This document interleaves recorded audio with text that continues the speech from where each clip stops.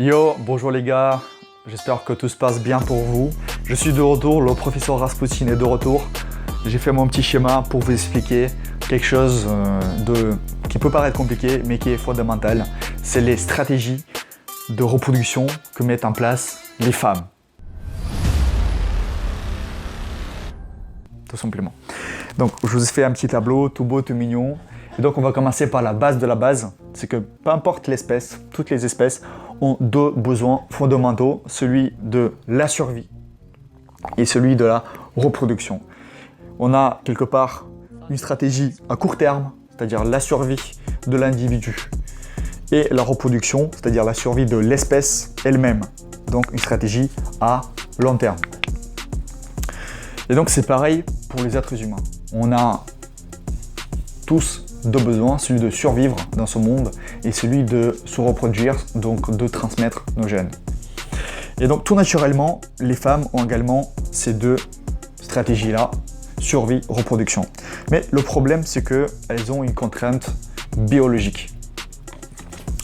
Il y a une sorte de... Elles ont une horloge biologique qui ne leur permet pas, finalement, de faire n'importe quoi. Et donc, cette horloge biologique-là, qu'on appelle la SMV, voilà, la valeur sur le marché sexuel, ne leur permet pas en fait de faire n'importe quoi et donc elles sont limitées.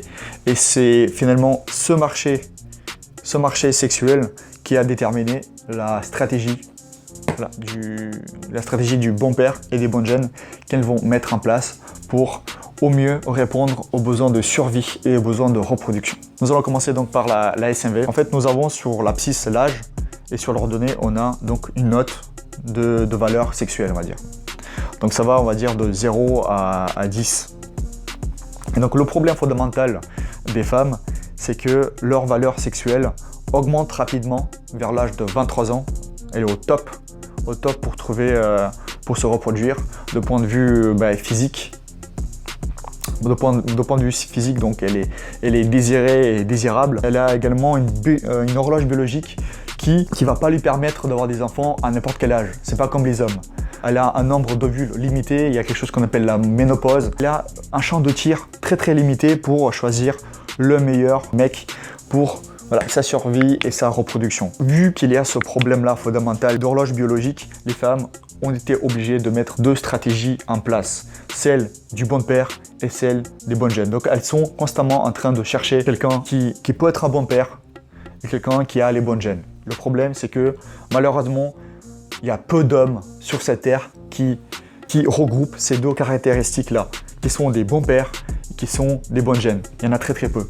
Ce qui va faire que la femme, dans sa vie, elle va faire des allers-retours comme ça, entre bon père, bonne gène, pour répondre au mieux à ces besoins-là. Donc il faut savoir que cette dynamique-là, que la femme va suivre, c'est pas quelque chose qui est conscient, c'est pas quelque chose qui est volontaire, elle le fait pas exprès.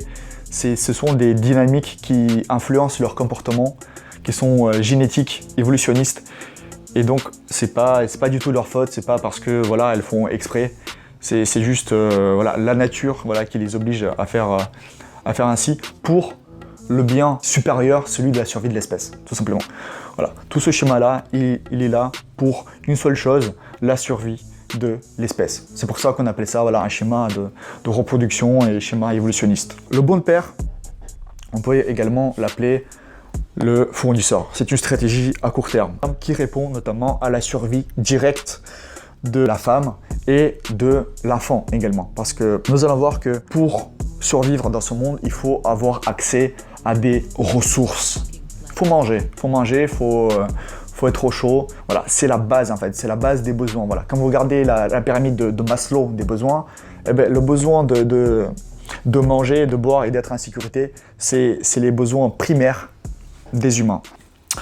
Ce qui va faire que la fille va tout naturellement choisir quelqu'un qui a les ressources, qui a accès à des ressources, soit donc par son argent, soit par son statut social, soit par son réseau social. Mais elle a également une stratégie à long terme, c'est-à-dire de choisir quelqu'un avec des bonnes gènes pour transmettre les bonnes gènes à ses enfants pour qu'ils soient en bonne santé. Également que ses enfants puissent transmettre leurs bonnes gènes à leurs enfants et que ces enfants avec leurs bonnes gènes, avec les bons caractéristiques, puissent faire face à ce monde cruel, à son environnement de compétition. Et donc dans les bonnes gènes, on l'appelait l'inséminateur Donc on a le physique, évidemment, elle va choisir quelqu'un qui est beau physiquement, qui est musclé, voilà, qui est attirant physiquement, c'est le critère physique, mais il n'y a pas que ça. Dans le critère de bonne gène, il y a tout ce qui est un lien avec les gènes, et donc on a également le caractère, les caractéristiques de personnalité. Est-ce que ce mec, il prend des risques? Est-ce que ce mec, il est leader? Est-ce que ce mec, il a confiance en lui? Est-ce que ce mec, il a de l'humour? Est-ce que ce mec sait faire face à l'inconnu, donc prise de risque? Est-ce que ce mec, il est intelligent? Toutes ces caractéristiques que, donc, s'il les possède, va les transmettre à ses enfants. Et donc, ces enfants, avec toutes ces caractéristiques-là, à long terme, ils auront accès à des ressources qui sont ici et donc pourront survivre. Mais il y a également, à côté des traits de caractère, il y a également les qualités sociales. C'est-à-dire comment cette personne se comporte avec d'autres gens. Est-ce qu'elle s'entend bien avec elle? Est-ce qu'elle peut aller leur parler? Est-ce qu'elle comprend leurs besoins? Est-ce que cette personne a de l'empathie? Quand on comprend bien ce schéma, que d'un côté il y a le bon gène, donc inséminateur, qui transmet reproduction. De l'autre côté il y a le bon père, il y a les ressources nécessaires. On comprend mieux certains comportements des femmes, comme par exemple la femme, elle se marie avec quelqu'un qui possède toutes ses ressources, qui a un statut social, qui a réussi, qui peut lui fournir des ressources à elle et à son enfant, qui est dans un mariage, puis qui, à des moments donnés, le trompe avec quelqu'un, je sais pas, plus jeune, plus beau, peut-être, qui a moins réussi dans le statut social, mais qui a des meilleurs gènes, qui est plus attirant sexuellement, donc qui procure plus de désir sexuel, donc les bonnes gènes, soit par physique, soit par le caractère, qui va faire qu'elle va tromper ce mec-là, qui est bon père, qui est ressource, et va aller coucher avec ce mec-là, voire peut-être faire des gosses avec lui. Beaucoup de pères, de bons pères, sont en train d'éduquer des enfants qui ne sont pas à eux. Ça arrive souvent.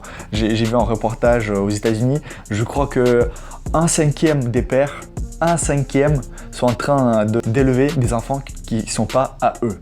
Tout simplement. Pourquoi?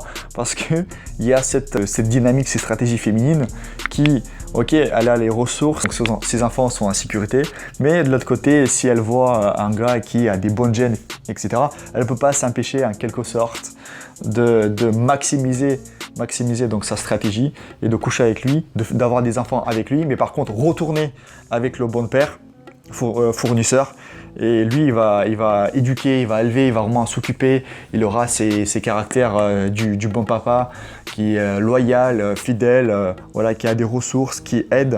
Il va pouvoir ainsi donc faire grandir ses enfants. De l'autre côté, on peut avoir un autre cas de figure où la fille, elle sort avec les bonnes gènes, avec quelqu'un qui est beau physiquement, Par exemple, au lycée, elle sortait avec le beau gosse du lycée, avec le quarterback du lycée. Elle sortait avec lui, mais lui, pour X raisons, n'a pas pu acquérir toutes ces ressources-là d'argent, statut social. Ce qui va faire que, quand elle est jeune, donc elle a fait un gosse avec lui, ou bien elle sortait avec lui, elle a rempli son besoin de se reproduire en quelque sorte. Et puis, elle va le quitter pour aller avec un mec qui a plus de ressources que lui, qui a moins de gènes peut-être, qui est moins beau, qui est plus âgé, etc., plus vieux, mais qui a le statut, l'argent, les réseaux sociaux, donc il a des ressources à fournir à elle et à son enfant. Donc vous voyez, ces deux dynamiques-là expliquent certains comportements, certaines tendances comportementales des femmes qui se mettent en mariage avec lui, puis le trompent avec lui, et puis des fois elles se mettent en mariage avec lui et le quittent pour un autre gars.